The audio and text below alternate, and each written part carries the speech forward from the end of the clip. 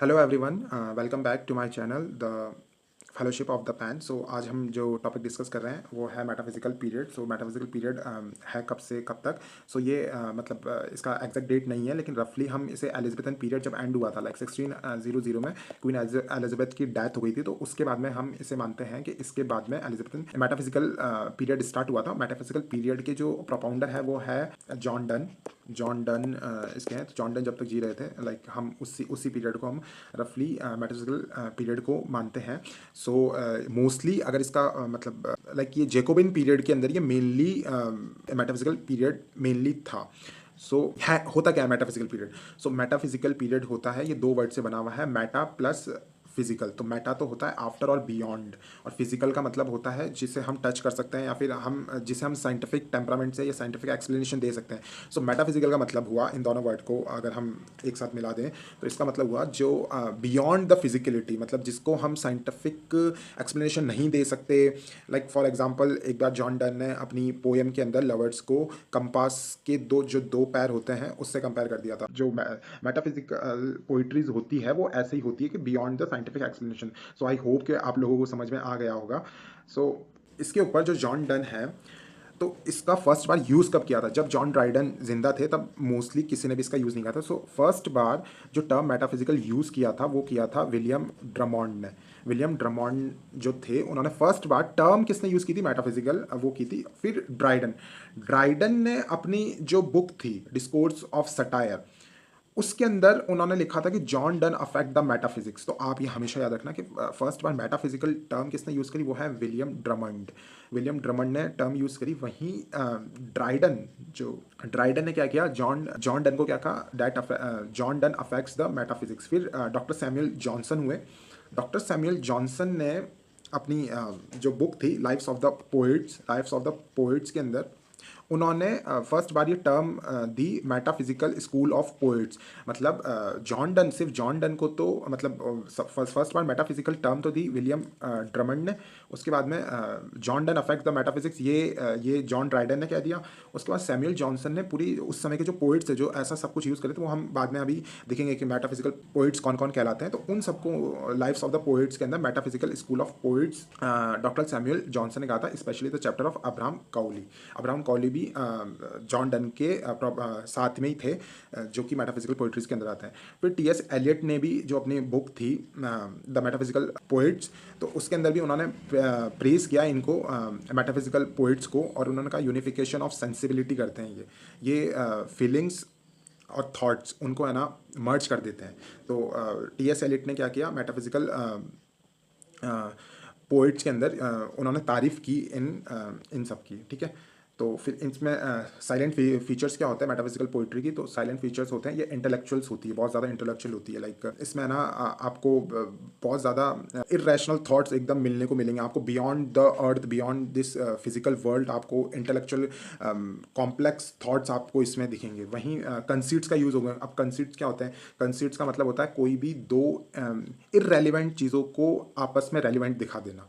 Like combination of dissimilar images extended or far fetched metaphors Donne's comparison of lovers. वही मैं बात कर रहा था कि जो डन है उन्होंने लैक्स को जो लवर्स के उसको कंपास से मतलब कंपैरिजन कर दिया। वैसे ऐसे इनके बीच में कंपेयर हो नहीं सकता, बट डन ने अपनी पोएम में कर दिया था।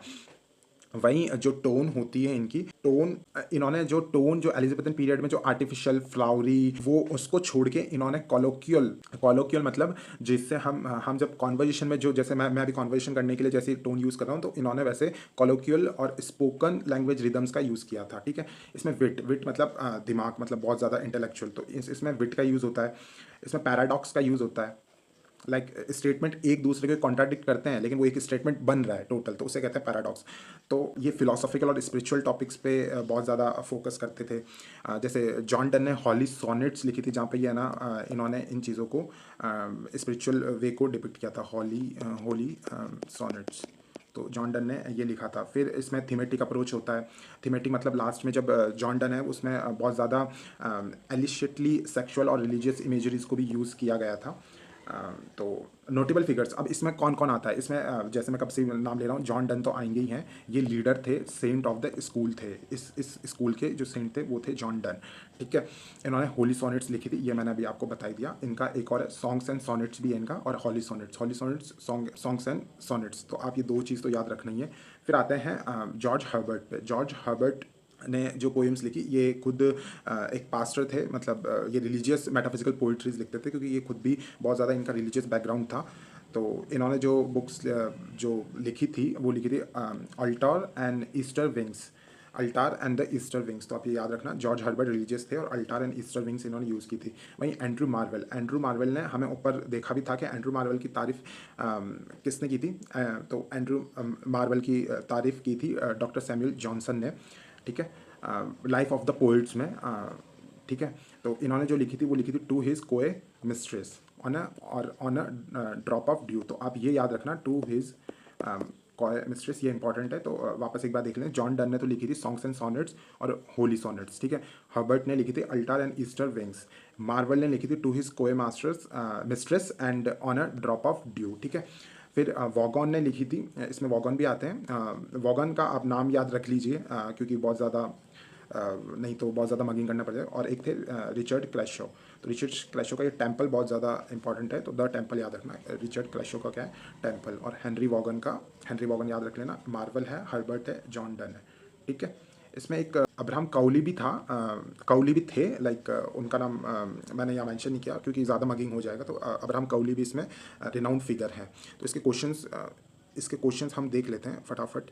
वो is widely considered the leader and saint of metaphysical school of poetry. तो लीडर कौन था, जॉन डन था। ठीक है, the term metaphysical in a literary context was the first applied to John Donne by whom. First बार metaphysical in a literary concept was firstly applied to John done.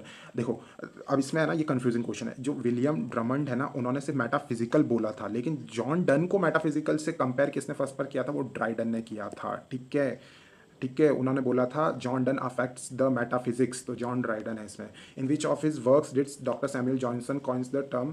तो अभी तो हमने इतनी बार इसको देख लिया। तो डॉक्टर सैमुअल जॉनसन ने लिखा था lives of the most eminent English poets. आप एक बार देख लीजिए। ठीक है, इसमें इन्होंने किसकी तारीफ की थी, अगर आपको याद है तो। अगर आपको याद है तो आप प्लीज़ कमेंट कीजिए नीचे।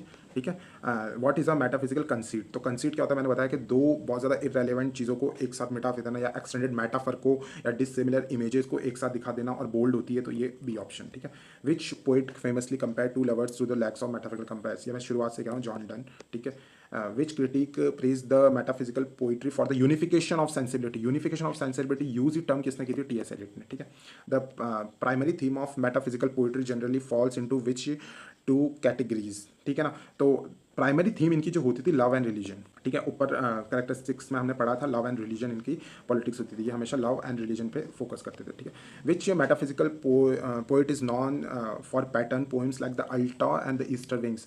बहुत सिंपल, ये मैंने बोला था कि ये इंपॉर्टेंट पॉइंट्स है, याद कर लेना। तो इसका क्या होगा, जॉर्ज हर्बर्ट, ये रिलीजियस थे, तो the altar and the Easter wings. ठीक है, what does the term discordia concors coined by doctor Johnson means. तो ये आप याद कीजिए, ये हमने पहले नहीं पढ़ा, ये इंपॉर्टेंट क्वेश्चन है जो कि हमने पहले इसको देखा नहीं, तो ये आप इंपॉर्टेंट कर लेना। तो ये जो टर्म डॉक्टर जॉनसन ने डिस्कॉर्डिया कॉन्कॉर्ड्स ये जो बोला है, ये किसको बोला, the combination of dissimilar images. तो इसको हम कंसीट भी कहते हैं, लेकिन डॉक्टर सैमुअल जॉनसन ने इसको क्या कहा था, तो कंसीट से कॉन्कॉर्ड्स याद रख लेना, मतलब कुछ आप ढूंढ लेना ताकि आपको बस एग्जाम में आप करके आ जाओ, बस कैसे भी करके आप एग्जाम में करके आ जाओ। तो डिस्कॉर्डिया कॉन्कॉर्ड्स। ठीक है, the metaphysical movement reach its peak in which century. तो मैंने बोला था इसका कोई मतलब पर्टिकुलर हमें टाइम पीरियड एक्जैक्टली नहीं पता, लेकिन मैंने बोला था 17th सेंचुरी, ये फर्स्ट ही हमने स्टार्टिंग इससे की थी। Which metaphysical poet was a secretary to John Milton. John Milton का ये आप इंपॉर्टेंट कर लेना, जॉन मिल्टन के सेक्रेटरी कौन थे, तो जॉन मिल्टन के आप याद रखना एंड्रू मार्वेल। यानी सेक्रेटरी बनना तो बहुत मार्वलस एक्ट है, तो आप ऐसे याद कर लेना कि जॉन डन के सेक्रेटरी कौन थे, Andrew Marvell. Which of these is not a characteristic feature of metaphysical poetry. Like colloquial होती है, लाइक ये कॉलोकियल होती है तो ये ऑप्शन है नहीं। इंटेलेक्चुअल रहेगा तो इंटेलेक्चुअल होती है तो ये ऑप्शन है नहीं। ठीक है, कॉम्प्लेक्स, हाँ ये भी नहीं है। तो सिंपल तो होती ही नहीं है, बहुत इंटेलेक्चुअल होती है, विट्टी होती है, कॉम्प्लेक्स होती है।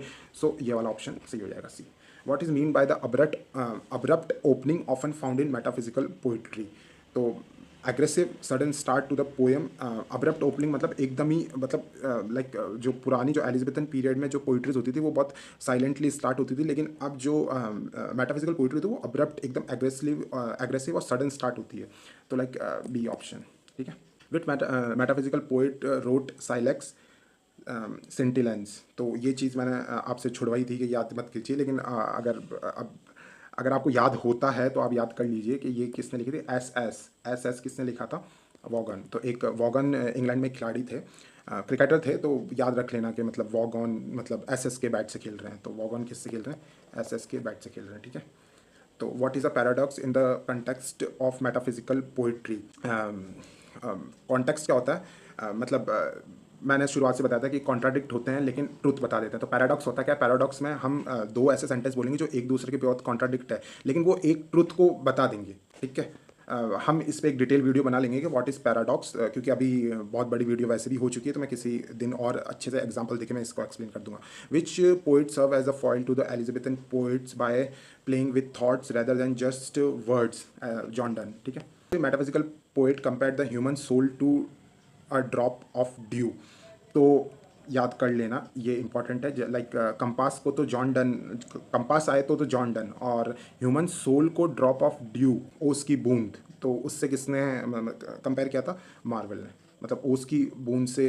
और एंड्रू मार्वल वही है जो मिल्टन के सेक्रेटरी भी थे, ठीक है ना। तो इसको ऐसे याद कर लेना कि ओस, या फिर ऐसा कुछ याद कर लेना कि ओस तो बड़ी मार्वलस होती है, तो मार्वल, ठीक है। Why did the metaphysical poets use terms from science, astronomy, alchemy? ठीक है। तो ये चीज़ यूज़ क्यों करते थे? To display their vast unconventional learning, ठीक है। लाइक वो आउट ऑफ बॉक्स सोचते थे, तो अनकन्वेंशनल कुछ सोचते थे, इसलिए उसको डिपिक्ट करने के लिए मेटाफिजिकल ये सब यूज़ करते थे, ठीक है।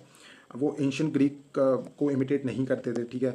अगस्तानीस तो उसके बाद में ही, तो मतलब वो तो नहीं होगा, बिकॉज प्रोफेशनल साइंटिस्ट तो कोई भी नहीं था उनमें से। लाइक यूनिवर्सिटी वेट्स थे जो कि ऑक्सफोर्ड और कैम्ब्रिज से पास आउट थे, लेकिन ये जो लोग थे इनका मतलब हमें कॉलेज यूनिवर्सिटी कुछ नहीं पता, तो ये अनकन्वेंशनल लर्निंग को शो करने के लिए ये कर सब कुछ होते थे।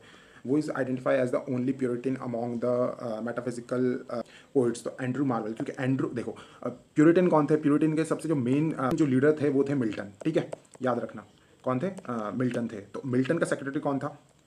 मार्वल था, ठीक है। मिल्टन के सेक्रेटरी कौन थे? मिस्टर मार्वल थे। तो मार्वल प्यूरिटन में रहेंगे ही, है ना, जहाँ पे बॉस रहेंगे वहाँ पे सेक्रेटरी रहेंगे, तो मतलब एंड्रू मार्वल इसका ऐसे।